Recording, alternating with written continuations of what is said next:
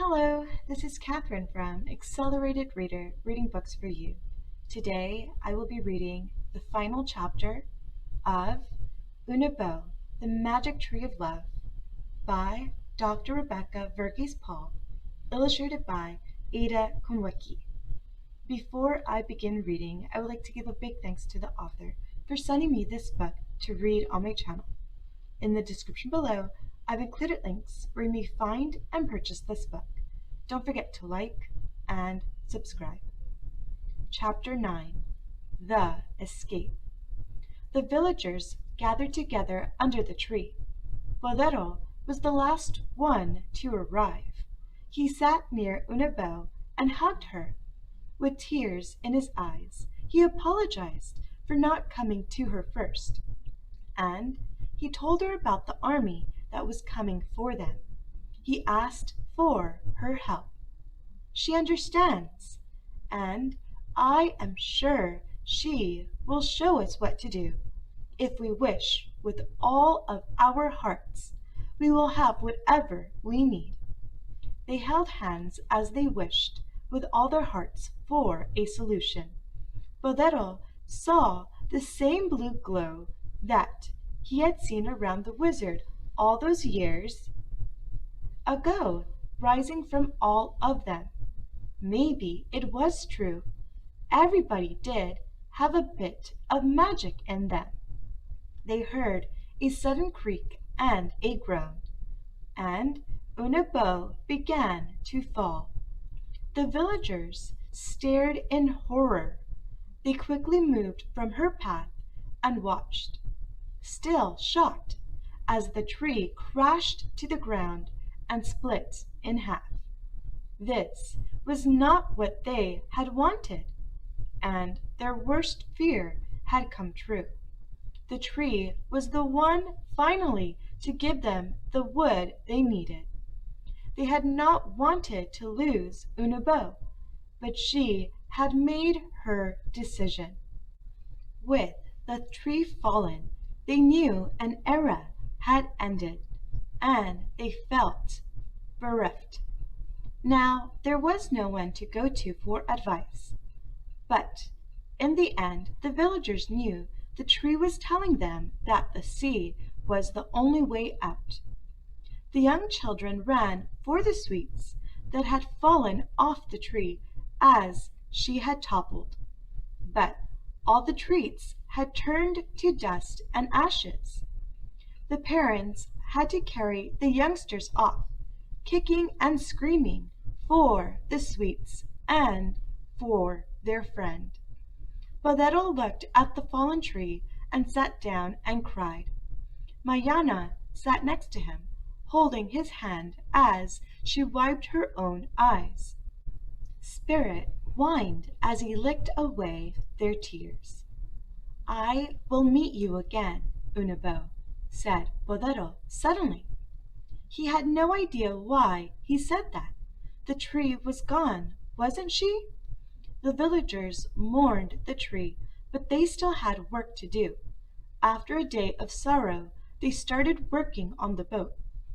All the other work in the village stopped because everybody was intent on finishing it. They knew 1 month was a very short time to build a boat that would accommodate them all. When the month was almost done, they realized they would not be able to finish the boat in time. No matter what they did, Javan and Bodero were overworked. Most of the villagers had hardly slept, but it felt awful to think that everything they had done would all go to waste because they couldn't leave Duray anyway. That's when they noticed a blue glow that started growing around the boat, till it was ablaze with blue light. They still remembered the glow that had surrounded them when the tree fell. Was it the same glow? Did it mean that Unabo had never left them? Could she still help them? That's when invisible hands began working on the boat, putting the last planks in place, polishing the hull, and a myriad of other things. The villagers were overjoyed. It felt as if Unabo was with them again, and now maybe they would finish the boat in time. Finally, when the month was over, with the people and the spirit of Unabo working on it together, the boat was ready. Miraculously, it seemed it would hold more than 200 people. The villagers couldn't wait to escape. The glow started blinking on and off as soon as the boat was done, and only stopped when they decided to leave in haste. They realized Unabo was trying to tell them something. Maybe that the army was close?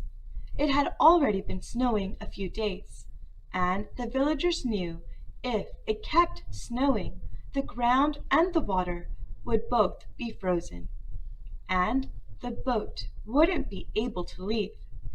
But the soonest they could be ready to leave was the next day. So their only option was to trust Unabo blindly. It was scary, but they did not have a choice. So they quickly packed everything they were taking along and began loading the boat late into the night. Early the next morning, the villagers woke up only to see that the ground and the water were both frozen, as expected. How could they leave? It would take them days to break the ice before the boat could move. They closed their eyes and wished for a way out, hoping Unabo would come to their rescue. Suddenly, they heard a huge cracking sound, and they watched as the ice broke and floated away. Unabo had cleared a path for the boat. They cheered loudly and set off. As they left, they couldn't help looking back at their old home with longing. Over the ocean, a new home was waiting for them, and their only comfort lay in the fact that they were going to create memories in another place, and the knowledge that somehow, in some form, Unabo was going with them. The army reached Duray a few days later, after a long and arduous journey over the mountains. Their king had made it clear that they were to take possession of the magic tree of Duray. He had heard of this ghost tree and had coveted it for a long time. He was sure his army would be able to bring him the tree, however big it was. But the army arrived to find empty houses. The people were gone. The soldiers saw the big crater outside the village and realized that this was where the tree had stood.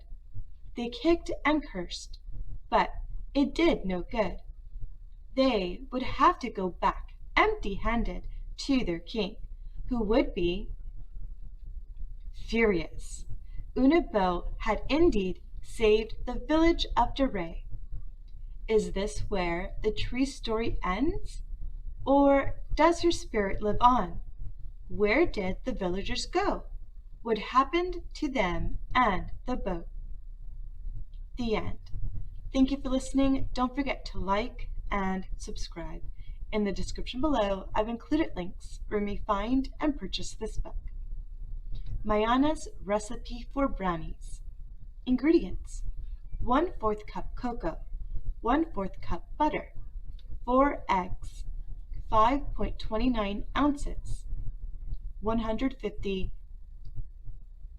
grams cooking chocolate, 2 cups sugar, 1 cup flour, 1 cup quartered walnuts, 1 teaspoon vanilla essence, 1 tablespoon coffee powder, 4 blocks edible chocolate. Method: melt the cocoa, butter, and dark chocolate together in a double boiler. Cream the eggs and sugar together. Add the cold chocolate butter mixture to it. Add the flour and walnuts little by little to the mixture. add the coffee in a little warm water and add it to the mixture. Add in the vanilla essence. Add the edible chocolate to the batter in the end if you want the brownies extra gooey. Bake for 30 to 40 minutes at 356 degrees Fahrenheit, 180 degrees Celsius. Thanks to Samantha John for the recipe. Author Bio. Dr. Rebecca Verghese Paul is an ex-emergency physician who gave up being a doctor when she realized she had a more serious emergency at home. 3 kids and a dog to take care of. Her husband is in the Merchant Navy, which means she gets to be a single parent half the year. He is extremely patient and, besides coping with her, the kids, and the dog, puts up with her taking care of every stray she finds. She calls herself the animal whisperer.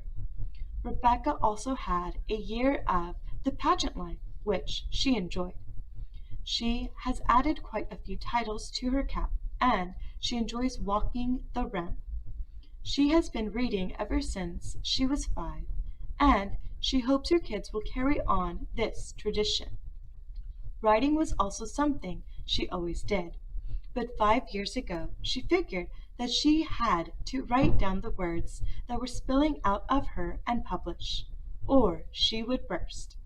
This is the first work she is publishing, and children's books are her favorite. She has been living with multiple sclerosis since she was 20 years old, but believes it should never stop her from doing what she wants to do. She still continues to fight and live the good life. You can follow her on Facebook, Dr. Rebecca Verghese Paul, and Instagram, Dr. Rebecca Verghese. The Storyteller. Rebecca also turns into the storyteller every once in a while. With her face painting skills and her storytelling apron, she is ready to take on the world of children, where she lives in Hyderabad, India. To contact Rebecca for any storytelling gigs, or if you want her to read your children's book in one of her sessions, please email her on rebeccaverghese@yahoo.co.in. She is planning video storytelling sessions too, but for now you will find the storyteller in India. Illustrator Bio. Ada Konewki is an illustrator specializing in children's book illustrations. Ada got into the industry in 2017. She has illustrated more than a dozen books and has worked with authors from Europe, USA, and the Middle East. When she was a little girl, she made up her own illustrations for the books she read. Now she does it for the whole world to see. She lives in north of Poland with her husband and little daughter.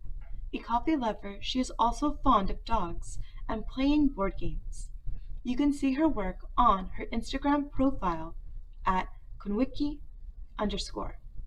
as well as on her website, konewki.ucraft.net. Thank you for listening. Don't forget to like and subscribe. In the description below, I've included links where you may find and purchase this book.